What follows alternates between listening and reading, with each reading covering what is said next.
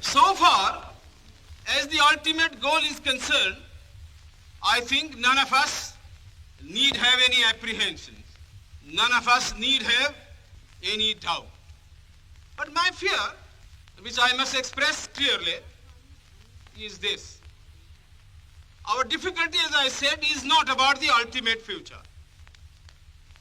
Our difficulty is how to make the heterogeneous mess that we have today take a decision in common and march in a cooperative way on that road which is bound to lead us to unity. Our difficulty is not with regard to the ultimate. Our difficulty is with regard to the beginning. Mr. Chairman, therefore, I should have thought that in order to make a start, in order to induce every party, every section in this country, it would be the act of greatest statesmanship for the majority party even to make a concession to the prejudices of people who are not prepared to march together. And it is for that I propose to make this appeal. Let us leave aside slogans. Let us leave aside words which frighten people. Let us even make concession to the prejudices of our opponents. Bring them in so that they may willingly join with us on marching upon that road, which, as I said, if we walk long enough, must necessarily lead us to unity.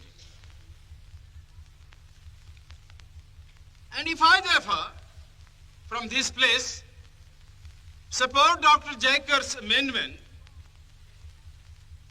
it is because I want all of us to realize that whether we are right or wrong, whether the position that we take is consonance with our legal rights, whether that accords with the statement of May 16th or December 16th, leave all that aside.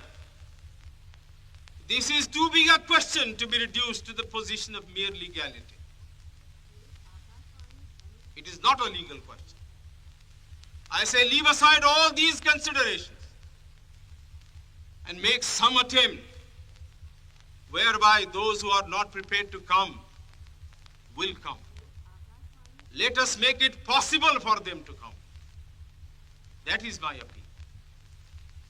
In the course of the debate that took place, there were two questions which were raised, and which struck me so well that I took the trouble of taking them down on a note paper. The one question was, it was asked, I think, by my friend, the Prime Minister of Bihar, who spoke yesterday in this assembly. He said, how can this resolution prevent the League from coming into the Constituent Assembly?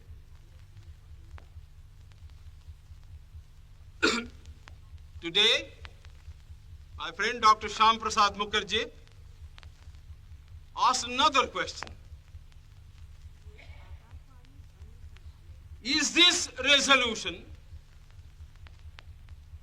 inconsistent with the cabinet mission's proposal?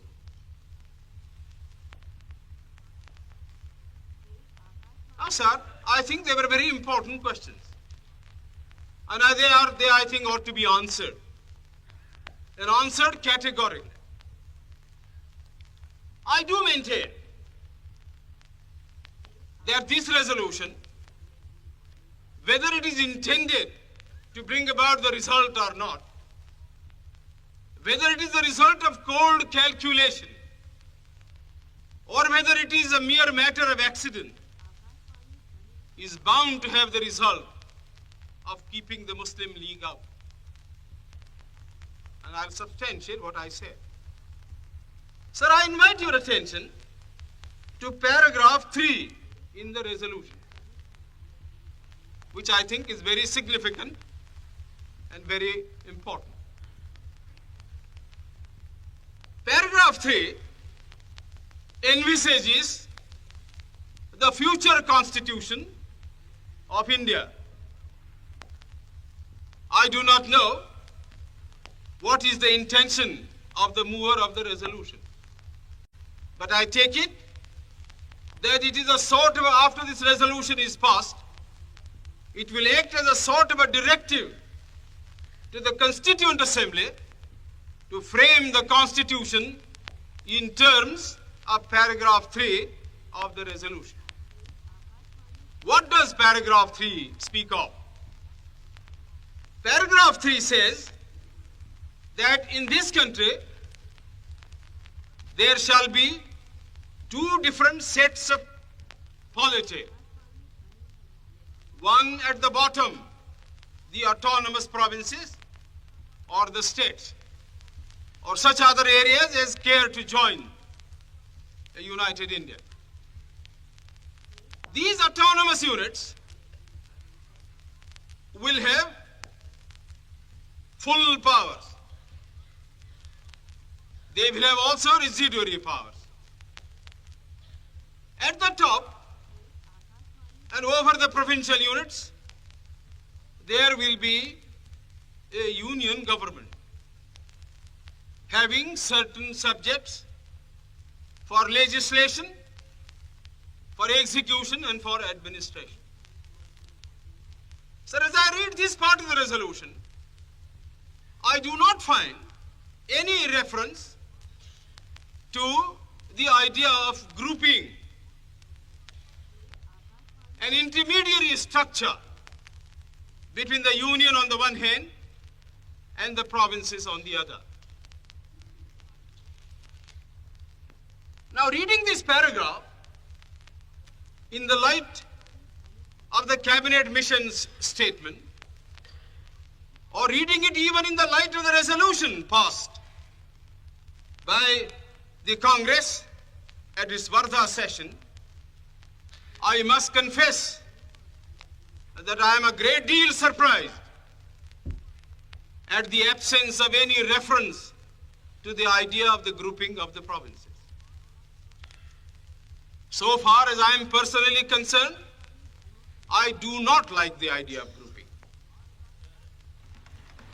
I like a strong, united center, much stronger than the center we had created under the Government of India Act of 1935. But sir, these opinions, these wishes have no bearing on the situation at all. We have traveled a long road.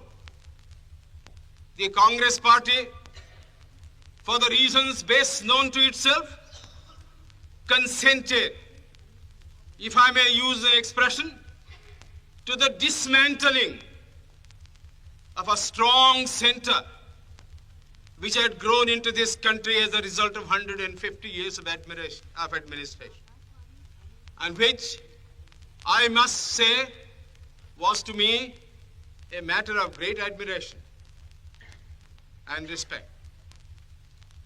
But having given up that position, having said that we do not want a strong center, and having accepted that there must be or should be an intermediate polity, a sub-federation between the union government and the provinces, I like to know why there is no reference in paragraph 3 to the idea of grouping.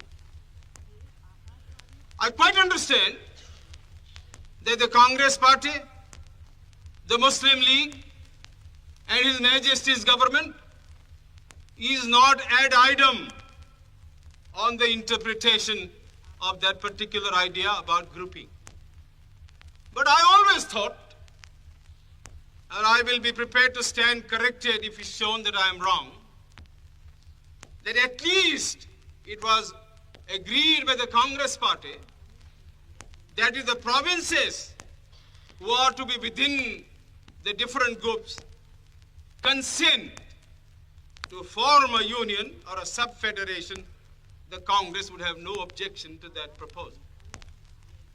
I believe I am correct in interpreting the mind of the Congress party. So the question that I ask is this: why did not the mover of this resolution make reference to the idea of having a union of the provinces or a group of provinces on the terms on which he and his party was prepared to accept? Why is the idea of union completely effaced from this resolution? I find no answer.